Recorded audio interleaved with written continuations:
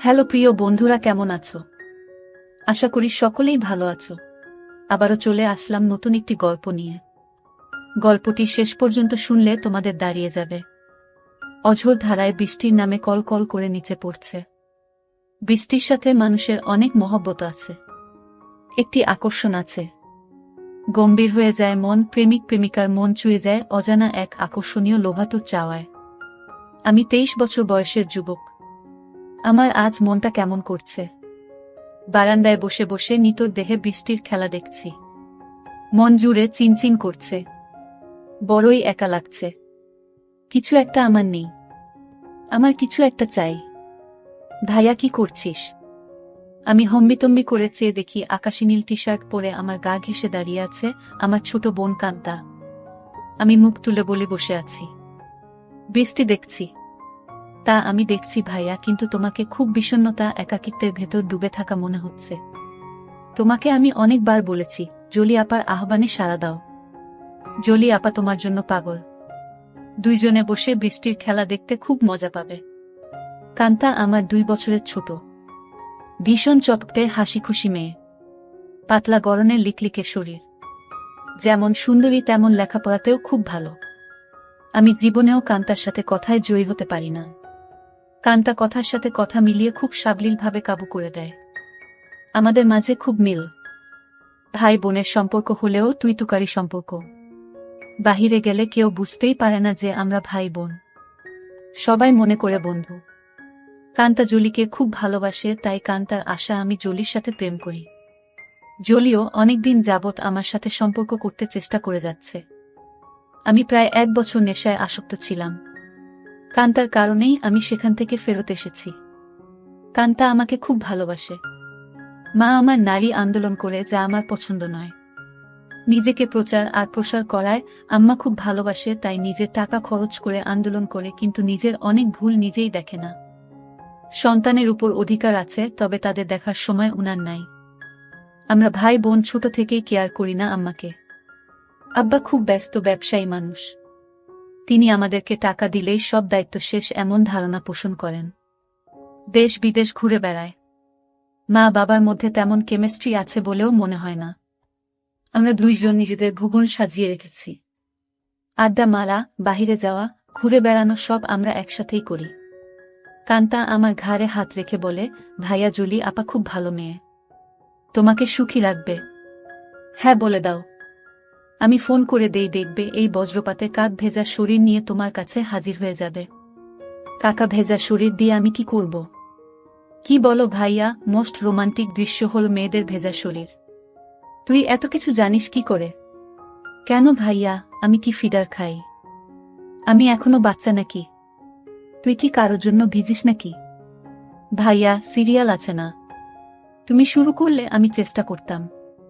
তোমার জন্যই আমি কিছু করতে পারছি না। তোরে কে বাধা দিচ্ছে? যা খুশি করো। কি বলো? বিয়াদবি হয় না। দুনিয়াতে তুমি আগে আসছো, তাই তোমার আগে কিছু করতে হবে। না রে, আমার এই কমিটমেন্ট খেলা ভালো লাগে না। মা বাবার আচরণ দেখে এই খেলার প্রতি মন নেই। ভাইয়া, সেটা তাদের ব্যাপার। তাই বলে কি আমরা সেটা দেখে এখন নিজেদের কষ্ট দেব? ওদের মাঝে ভালোবাসা ছিল, আর সেটার প্রমাণ তুমি আর আমি। বাবা গরিব ছিল, তাই টাকার অভাব দূর করতেই টাকার প্রতি আগ্রহ বেশি। আম্মা আব্বার জন্য ঠিক নয়, তাই বলে কি আমরা ভুল করব? এত কিছু ভাবিস কি করে? তোর কেউ থাকলে বলো, বিয়ে দিয়ে দেই। ভাইয়া, আমি তোমার চিন্তা করি। তুমি এত হ্যান্ডসাম একজন মানুষ, আর তোমার গার্লফ্রেন্ড নাই। কি করে হয়? তোমার দিকে সব মেয়ে চেয়ে থাকে হা করে, তুমি কি জান? তাই তুই কি এই সব দেখে বেড়াস নাকি? আমি হয়তোবা দেখতে ফানি কার্টুন, তাই সবাই দেখে। না ভাইয়া, তুমি ফানি না, তুমি তাদের কাছে হানি। ওরা তোমায় দেখে দেখে গিলে খায়। যা কি বলছিস? ভাইয়া, তুমি আসলেই খুব হ্যান্ডসাম, কিন্তু সেই ফিগারটাকে কাজে লাগাচ্ছ না।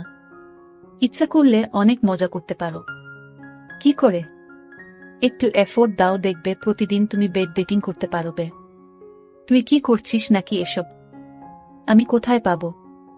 কেউ আমাকে পছন্দ করে না। সব সময় তোমার সাথেই থাকি।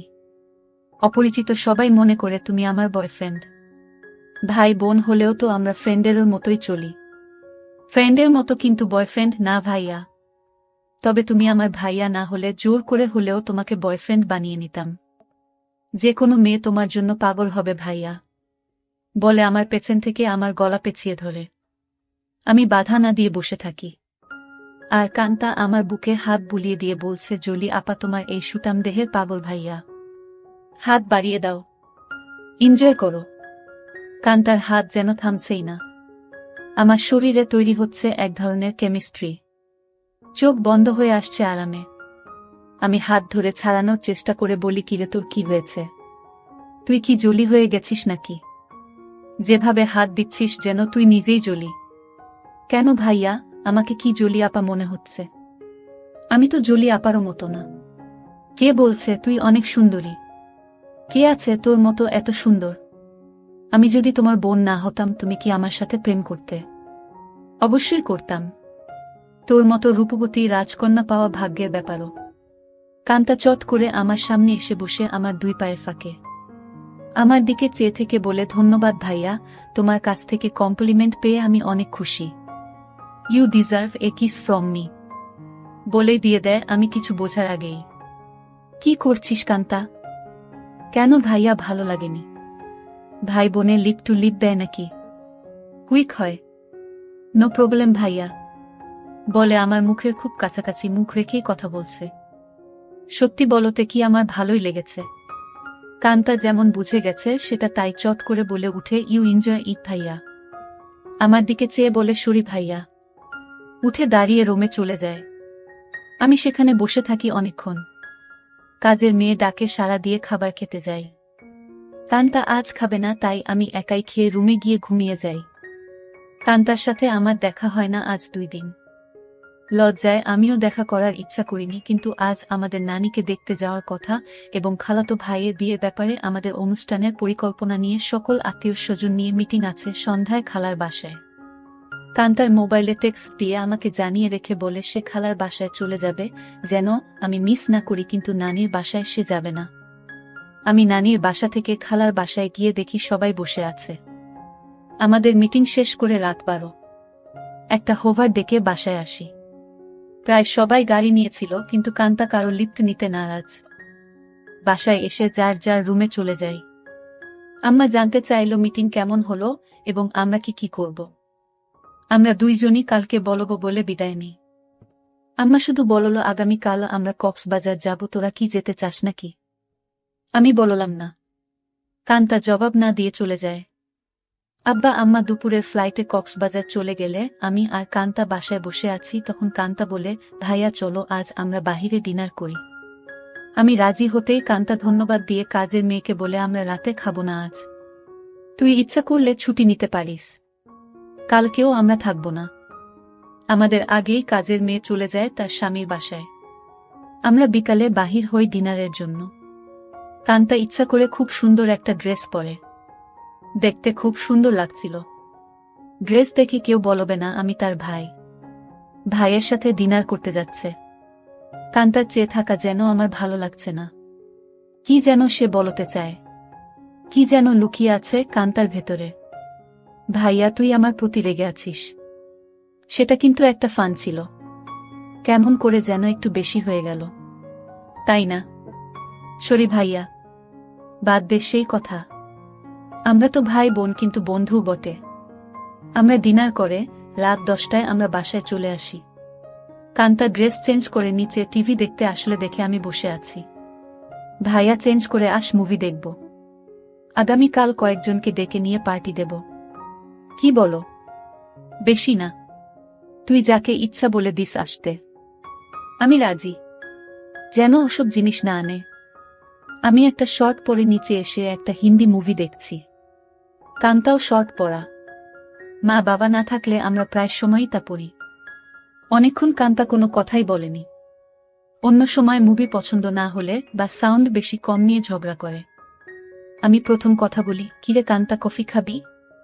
দাঁড়াও ভাইয়া, আমি বানিয়ে নিয়ে আসি, বলে কিচেনে চলে যায় এবং কেটলিতে পানির সুইচটা দিয়ে অপেক্ষা করে। আমিও গিয়ে পাশে দাঁড়াই আর বলি, তোর মন খারাপ নাকি? কিছু তো বল। না ভাইয়া, আমার সেই ভুলের জন্য খারাপ লাগছে। কি যে বলিস, কি হয়েছে? আমি কিছু মনে করি নাই। ভালোই লেগেছে। ভালোই লেগেছে কথাটা বললাম কারণ কানটা যেন সহজ হয় একটু। তোমার ভালো লেগেছে? তা আমি তখনই বুঝেছিলাম। কফি নিয়ে আমরা সোফায় পাশাপাশি বসে টিভি দেখছি। কান্তা আমার গাড়ে মাথা রেখে বলে, ভাইয়ে তুমি আম্মা আব্বাকে বলে আমাকে বিয়ে দিয়ে দাও। এত তাড়াতাড়ি বিয়ে করতে চাস কেন? আমি, না ভাইয়া, তুমিও করো। আমাদের তো আর লেখাপড়া করে চাকরি করতে হবে না। তাহলে এনজয় করি। কি বলো? দেখলে না তুমি আমার সাথেই কি মজা পাইলে। ভাবি হলে তো আরো পেতে নাকি?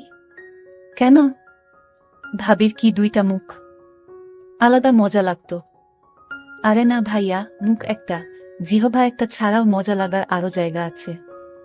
আর সেদিন তুমি আমাকেই ভাবি মনে করে তোমার হাত অন্য জায়গারও খুঁজেছিল। কান্তা আমার কুলে মাথা রেখে বুক চেতিয়ে শুয়ে পড়ে।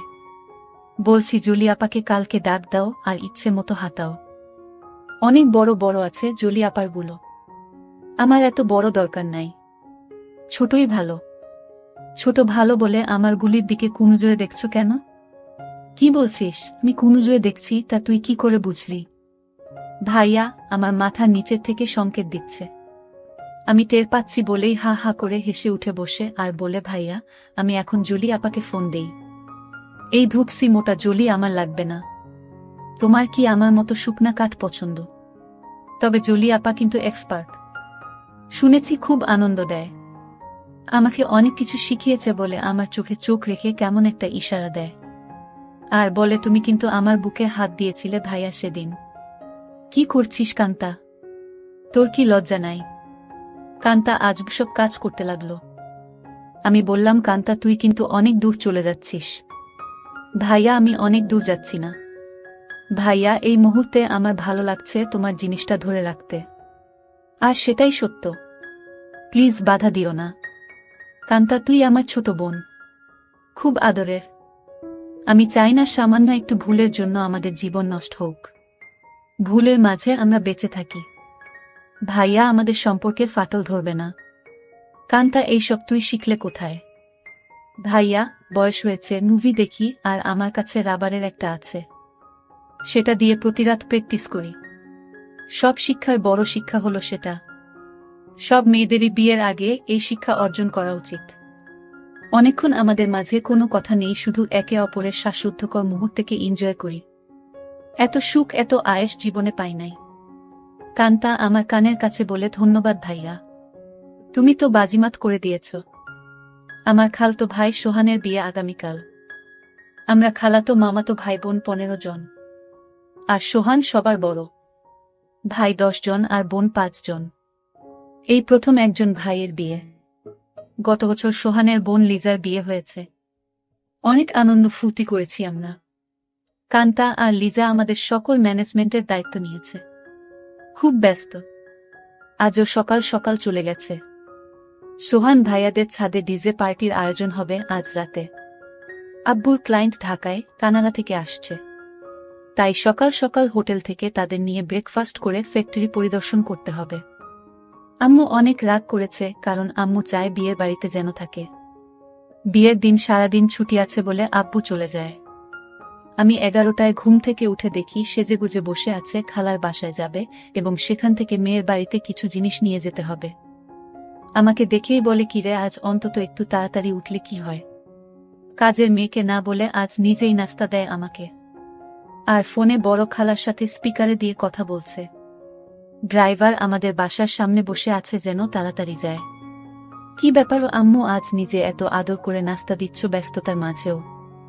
ফোনে থেকেই আম্মু বলে, তুইও তো আম্মুকে আদর করে অনেক কিছু খাইছিস, তাই একটু চামচামি করছি যেন আসল জিনিসটা পাই।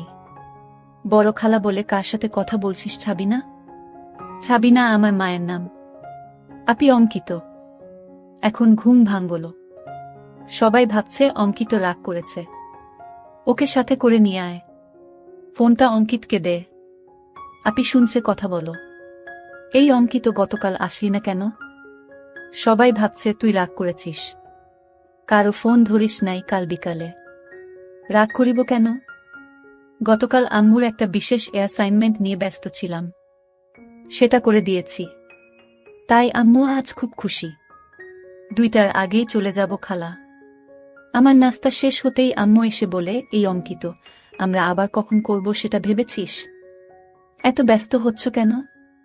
এই 3 দিন আমরা খুব ব্যস্ত থাকব। ওমা 3 দিন? ড্রাইভার বাহিরে বসে আছে। এখন যাও, দেখি সময় করে একটা কিছু করে দিব। কাজের মেয়েকে 3 দিন ছুটি দিয়ে আম্মু বলে, যা তোর স্বামীর সাথে এনজয় করো। 2000 টাকাও হাতে দেয়। শান্তা নামের কাজের মেয়েটা আমাদের পরিবারের খুব ভালো সম্পর্ক। আমরা সবাই নিজের মতোই ভালোবাসি। শান্তা বলে, আমি আগামীকাল বড় খালার বাসায় যাব, কথা হয়েছে। আমি খালাকে বলেছি কাজে সহায়তার জন্য। তাহলে তো খুব ভালো। আমাকে না জানিয়ে তোরা সব ঠিক করে ফেলেছিস। খালা আমাকে চিঠি দিয়ে দাওয়াত দিয়েছে। অনেক কাজ আছে না? সোহান ভাইয়া অনেক ভালো মানুষ, তাই উনার বিয়েতে সাহায্য করতেই হবে। ঠিক আছে, যা। বাহিরে ড্রাইভারকে গিয়ে বলো আমার 5 মিনিট লাগবে। তুইও দাঁড়িয়ে থাক, তোকে নামিয়ে দিব। আমাকে আম্মু বলে, অঙ্কিত একটু উপরে আয় তো তাড়াতাড়ি বলে সিঁড়ি দিয়ে চলে যায়। আমি উপরে যেতেই আমার বলে, অঙ্কিত যেতে মন চাইছে না, তোর সাথে এনজয় করতে মন চাইছে। এখন যাও, কথা দিলাম আজ সন্ধ্যায় কিছু একটা করে দিব। সত্যি দিবে তো নাকি জোয়ান মাইয়াদের পেয়ে আমাকে ভুলে যাবি? আমার শিরায় শিরায় আগুন জ্বলছে। কথা দিলাম ডার্লিং। আজ অনেক দিন পর আমার শখের বাইকটা বাহির করে ঠিক সময় খালার বাসায় পৌঁছে যাই। বাড়িটা খুব সুন্দর করে সাজিয়েছে। গুলশানে এমন 3 তালা বাড়ি, আর সামনে পেছনে বাগানওয়ালা বাড়ি খুব কম। এক পাশের বাবুর্চিখানা বানিয়েছে, সেখানে মিতু আপা দায়িত্বে। যার যা দরকার মিতু আপা অর্ডার করে। আমাকে দেখেই বলে, এনিথিং স্পেশাল লাগবে? না আপু, সবার স্পেশাল থেকে একটু একটু করে চেকে নিলেই আমার হবে। ভেতরে ঢুকেই কান্তার সাথে দেখা। ভাইয়া এসেছিস? চল উপরে যাবি ছাদে। আয়োজন কেমন হয়েছে দেখবি, বলে টেনে উপরে নিয়ে যায়। সাথে সাথে অনেকেই যায়। খুব সুন্দর হয়েছে। পার্টি কখন শুরু হবে? 6টার সময়, 12টায় শেষ। কান্তা সবাইকে বলে, এই তোরা সবাই নিচে যা, খাবারের কি খবর দেখো। আমি ভাইয়ার সাথে একটা সিক্রেট কথা বলে আসছি। নিশা রাগ করে বলে, এক বাসায় থাকো, সিক্রেট কথা বাসায় বলে আসতে পারো না? যা পাকনামি করবি না। যখন আসছি ভাইয়া ঘুমাচ্ছিল। এই সিক্রেট কথাটা না বললে কাজে মন দিতে পারছি না। কান্তা আমাকে এক কোনায় নিয়ে বলে, কি খবর মাই হিরো? রাতে টায়ার্ড ছিলে তাই বলে কি দরজা বন্ধ করে ঘুমিয়েছিলে? সকাল থেকে ছটপট করেছি, জানি তুই ডিস্টার্ব করবি তাই বন্ধ করে দিয়েছিলাম ভালো ঘুমের জন্য। ভাইয়া, আমরা 1 বোতল শরাব নিয়ে আসছি, রাতে খাবো। খাবি নাকি? দেখা যাক। কান্তা মুচকি হাসি দিয়ে চলে যায়। জমে উঠেছে আমাদের ডিজে পার্টি। সোহানের চোখে মুখে আনন্দ। 3 বছরের প্রেমিকা তিন্নি বউ হয়ে ঘরে আসছে। মা বাবা ভাই বোন বন্ধু বান্ধব মিলিয়ে প্রায় 15 জন মানুষ ছাদে খাচ্ছে, গল্প করছে, মিউজিক শুনছে, ড্যান্স করছে। আমার কাছে এই সব আনন্দ খুব বাড়াবাড়ি মনে হচ্ছে। অর্থা টাকা পয়সা নষ্ট। দেশে অনেক গরিব আছে, সেই দিকে খেয়াল রাখা উচিত আমাদের। আমি কথা প্রসঙ্গে সোহান ভাইয়ার সাথে শেয়ার করি। সোহান ভাইয়া উঠে দাঁড়িয়ে মাইকের কাছে চলে যায় এবং মাইক হাতে নিয়ে বলে, লেডিস অ্যান্ড জেন্টস, আমার ছোট ভাই অঙ্কিত এইমাত্র আমাকে বলল ওর কাছে এই পার্টি খুব বাড়াবাড়ি মনে হচ্ছে। অর্থা আমরা টাকা পয়সা খরচ করছি। অঙ্কিতের কথাটা আমার ভালো লেগেছে। আমি আমার ব্যক্তিগত ফান্ড থেকে 5 লক্ষ টাকা আমার খালা ছাবিনার মাধ্যমে গরিব অসহায় মহিলাদের সাহায্য করব। সবাই হাত তালি দিয়ে সোহান ভাইয়ার চেয়ে আমাকেই বেশি ধন্যবাদ জানায়। আম্মু আমার কাছে এসে বলে, অনেক খুশি হয়েছি। আরও বেশ কয়েকজন এই ফান্ডে দান করেন। প্রায় 30 লক্ষ টাকার প্রমিস হয়। আম্মু মাইকে গিয়ে সবাইকে ধন্যবাদ জানিয়ে বলে, কি করে সঠিকভাবে এই ফান্ড ভালো কাজে ব্যবহার হয় সেই জন্য অঙ্কিত সোহান আমার সাথে কাজ করবে। সোহান ভাইয়া আমাকেই দায়িত্ব দিয়ে দেয় যেন আম্মুর সাথে কাজটা সঠিকভাবে করি। আম্মু আবার আমার কাছে এসে বলে, আর দেরি সহ্য হচ্ছে না। আম্মু পাগল নাকি তুমি? কান্তা আমাদের পাশে এসেই বলে, কি খবর ভাইয়া? আম্মুর নতুন পার্টনার হয়ে গেলে। আমি কান্তাকে বলি, তুই ইচ্ছা করলে আমাদের পার্টনার হতে পারিস। বিনিময়ে কিছু দিতে হবে নাকি? আমাকে কিছু দিয়ে দিস হয়ে যাবে। এই কথাই তো আম্মু বলছিল, আর তুই চলে আসলি। দিয়ে দিব, নিয়ে যেও, পার্টনার হতে চাই বলে চলে গেল। আম্মু আবার বলে, এই অঙ্কিত কিছু বলো না। আমার এখন চাই। এখন কোথায় কি করে হবে? শত শত মানুষ। আমি জানি না, তুই একটা কিছু করো, নয়তো সবার সামনে খুলে ধরব কিন্তু। আম্মু কথা শেষ করতে না করতেই ফোন বেজে ওঠে। আম্মুর খুব ঘনিষ্ঠ বান্ধবীর স্বামী কার অ্যাক্সিডেন্ট করেছে। আম্মুর সাহায্য চায়। আম্মুর পরিচিত হাসপাতালে আছে। ওদের অবস্থা তেমন ভালো না। আম্মু সবার কাছে বলে কিছুক্ষণের জন্য যেতে চায়, সাথে আমাকেও নিয়ে যেতে চায়। সবাই তাড়াতাড়ি চলে আসার কথা বলে দেয়। কান্তা আমার পাশে এসে বলে, ভাইয়া কি খবর? আম্মু, দেখি তোমাকে ছাড়া এখন চোখে পথ দেখে না। কি ব্যাপার? আম্মু কান্তাকে বলে, তুই যদি যেতে চাস চল আমাদের সাথে। না আম্মু, তোমাদের ডিস্টার্ব হবে আমি গেলে। আমি এখানেই আছি।